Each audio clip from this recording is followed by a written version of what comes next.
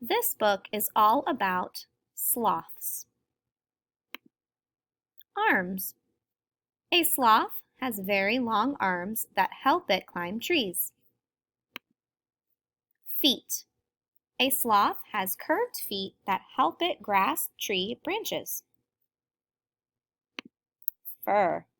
A sloth has green algae on its fur.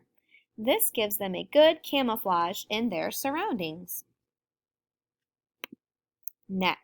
A sloth has 3 extra neck bones. This allows it to better watch above and below them for predators. Claws. A sloth's only form of defense is its claws. It will swipe at its predators in hopes of scaring them away or injuring them. Movement. A sloth is the slowest mammal. This allows them to remain hidden from predators.